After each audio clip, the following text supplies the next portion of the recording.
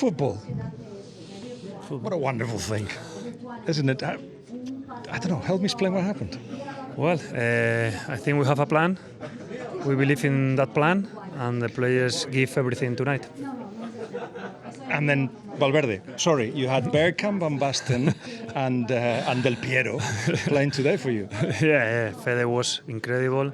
Amazing night for him. He scored 3 goals. He ran like a crazy. So he's one of our captains, one of our leaders.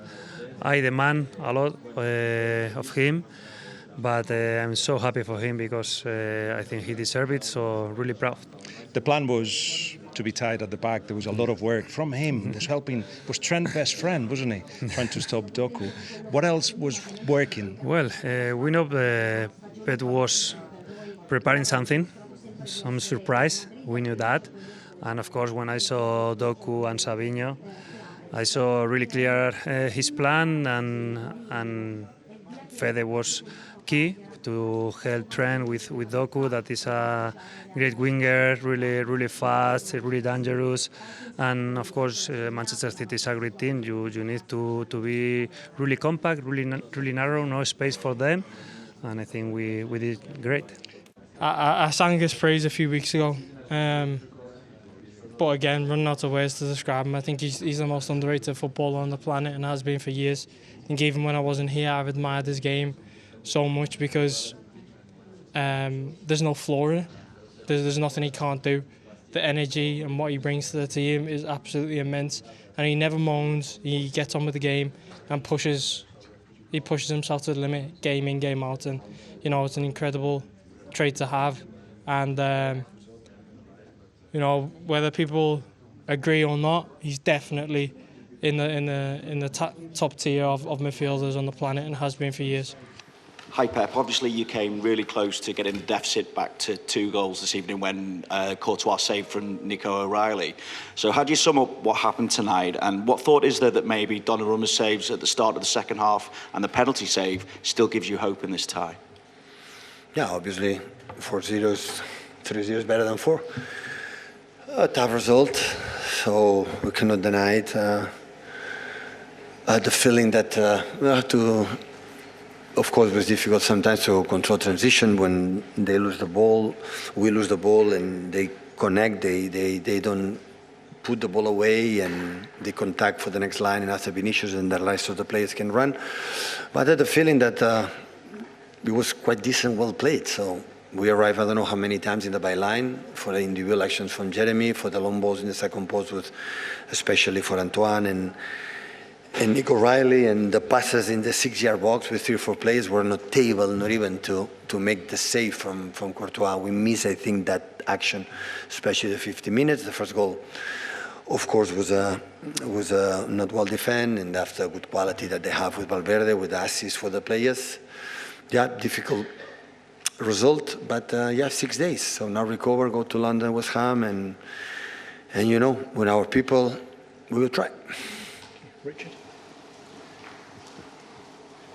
Hiya, Pep. I mean, obviously 3-0 down to Real Madrid's going to be difficult, but I mean, what kind of a chance do you think you do have to turn it around from this? No, not much. I'm not a guy to say we're going to do. Of course, we're going to try.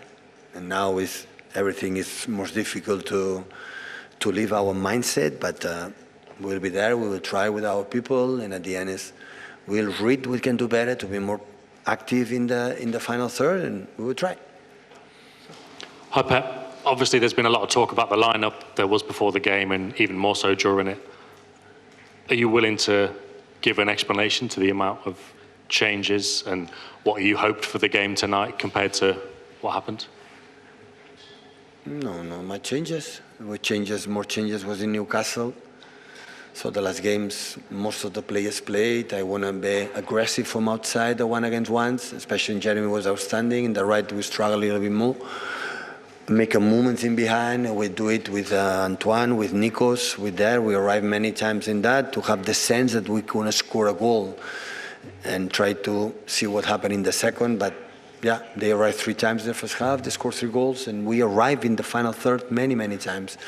It's a dream, like before Kevin arrived in that moment, in that positions, like we arrived, that's why they adjust, they put 5 in the back, structures so inside, they defend, it's not easy to find, and some transition was good, sometimes not, but of course it's Real Madrid, a good quality players, good quality team, and we could not score a goal that we needed.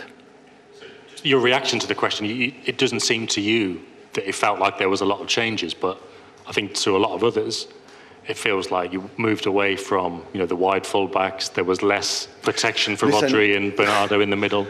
How many times Nico O'Reilly playing the left back in this season? How many times? The only adjustment was Kusanov in that area because Vinicius moved in that area when a guy like don't think much to attack and control man. The rest, yeah, were injured during 2 months, yeah. And they play incredible Savinho in Newcastle, and Jeremy always is incredible threat here. And people arrived, experience for Bernardo and Rodri. We have runners with Nico's and Antoine's for the sense of goal. All of them they have for the set pieces, for the go in that position. That was the idea. So rotation have done it in Newcastle that play 9 players different than they were playing. One is fine.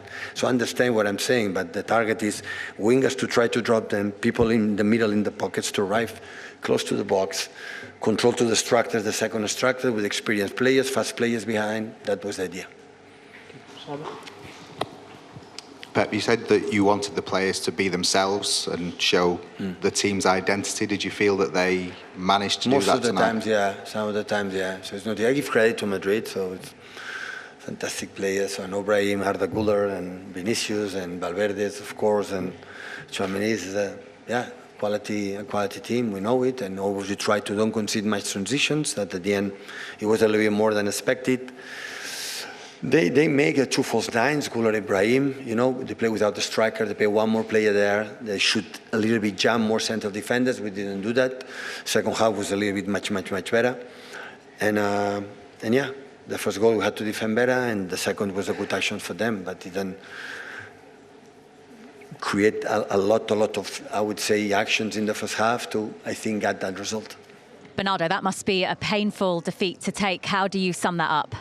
Yeah, for sure. Well, it's difficult to speak about it because I would need to watch it again. My feeling on the pitch was that we actually started well the game, the first minutes, and then the environment, we couldn't control the transitions, and I think our team let the emotions